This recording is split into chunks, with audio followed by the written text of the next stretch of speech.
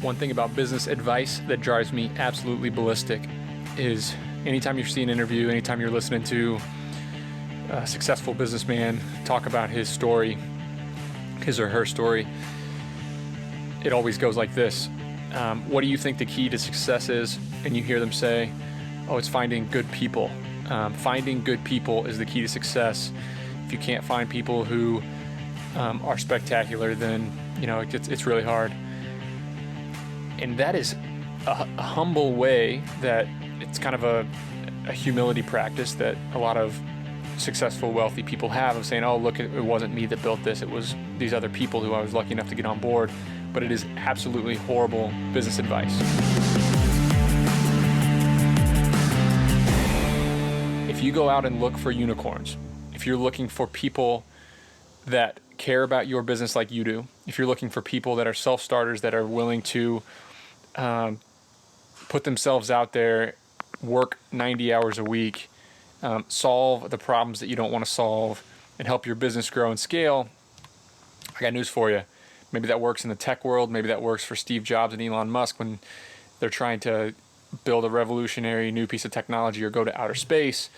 But it doesn't work for you, and it doesn't work for me in normal businesses. So anytime anybody says that, I think that is absolute bullcrap. And if they really are successful, I think it's a lie. And I think it's a way that they've kind of tried to sound humble and sound like they're giving other people the credit. But the key to success is not building a business around these people who care about your business like you do. Those people are unicorns. They do not exist. The key to success is building a business that can operate with normal people, that can grow with normal people, that you can hire average employees and deliver a great product to customers. That is how you grow a scalable business. So what's involved with that? It's about building systems and processes to make every job simple and repeatable, and thus making your service scalable. So if you run around complaining, and this is what my partner and I did for the first several years of our career, we complained and we moaned to each other about, man, we can't find good people. We can't find good people. If only we could find good people, we'd be able to grow our business. It would be a lot less stressful. We'd be a lot more profitable, and on and on and on and on. And that was a cop-out. That was me complaining about something to make myself feel better for my own failures. And looking back, if I would have taken it upon myself very, very early in my career to simplify the job, standardize the job, build systems and processes within my company so that a typical normal person could come in, and they don't have to be spectacular, they don't have to be incredibly skilled, they don't have to be a great decision maker. They can come into the business and thrive and deliver and be set up for success. So many business owners have a business, they hire somebody, and they totally set them up for failure because they don't have good processes, they don't have a standardized system, and they don't have a way that they're going to guide that person to accomplish their job. So what it leads to is unhappy employees, employees that fail, and a lot of mistakes costing you as the business owner a lot of money. But if you simplify things, if you standardize a process, if you make it very clear the expectations of the employee, exactly what you expect of them and exactly how they are to do their job, and you have every base covered of every moving part in the business, then you can get normal people in, and then you can scale your business. So when a rich and famous entrepreneur says, oh, the key to my success was being surrounded by great people, that's just because they don't know what else to say when they get asked that question, right? Because that's not true. Nobody who's really successful can point at their workforce and say, oh my God, I just got lucky. I hired spectacular people who were just like me and cared about my business like I do. Those people don't exist. Those people are unicorns.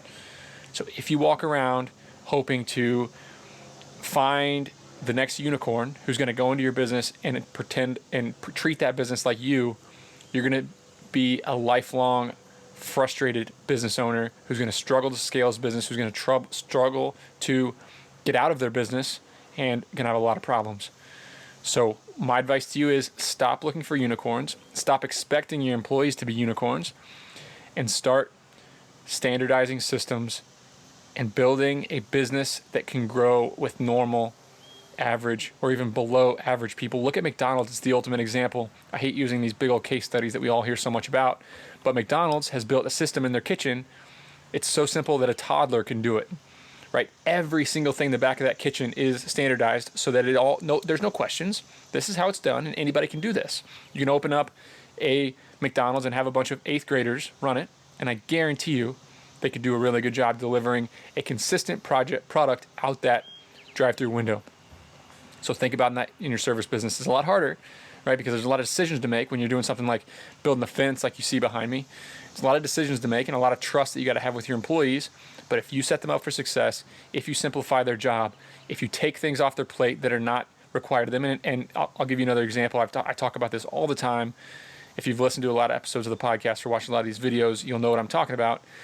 But early on in the days of my business, we were expecting our employees to do 20 plus things. The same guys who were driving the truck were expected to answer customer service, make schedules, do warehousing, write up invoices, all these jobs. We asked them to be a jack of all trades. And what happened is we had Ivy League students who got straight A's at Cornell who would come into our business, and we still couldn't deliver a good product to our customers. And we would say, oh, these employees are so lazy. They're Ivy Leaguers. They don't know how to work.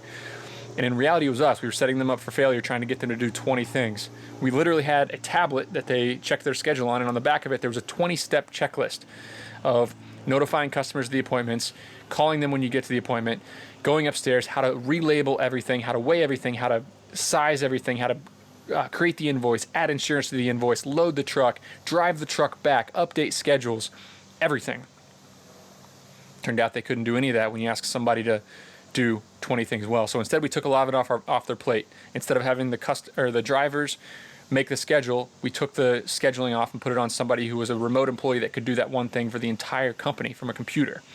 Customer service, we asked them, instead of answering questions, they were just to hand a card with our email and phone number and chat hotline so that they could get customer service and say, we're not trained in customer service. I'm really sorry. If you have questions, call this number. They'll answer it for you. Instead of making the invoice and needing to know how to size everything and do it all right, all they had to do was take a photo of the boxes. And instead of driving the truck back to the warehouse and then needing to unload at the warehouse, we had an entire different set of employees at the warehouse doing those jobs. And I know what you're thinking. How is that possible when you run a small business with 1 or 2 people? Well, it's not. It's hard, right? It was hard reaching the scale to where we could have people start to specialize and take things off their plates. You're just going to need to get creative early on. When you have 1 or 2 employees, you can either simplify your offering. So instead of doing fences and decorative fences and gates and commercial work and residential work, maybe you do one of those. So you have one product that you're trying to deliver. Another option is growing and kind of hiring ahead of that growth and losing a little bit of money early on, raising your prices, but having that extra manpower to do some of the other jobs that are a little bit specialized. It's hard. This stuff is hard, but if you're asking your employees to do 20 things well, they're not going to do anything well. If you ask them to do 5 things well, they'll do them all well. So, all the best. Hey guys, I have big news. I recently revamped my sales and customer service team at my self-storage company using folks in South Africa. Listen to this English accent. Hi there, my name is Anton and I'm a sales professional from Gqeberha or Port Elizabeth, which is in the eastern province of South Africa. I've been in sales for about 8 years now with experience in hardware sales with some of the leading brands in the world, such as Canon, Panasonic, and more recently Red Bull. Okay, now the surprising part. The person you just listened to is available for hire right now, and they're asking $9 an hour. If you want an introduction, if you want to hire this person into your business or at least interview them, send me an email, nick@sweatystartup.com, and I can make an introduction and offer you $1,000 off the recruiting fee. nick@sweatystartup.com.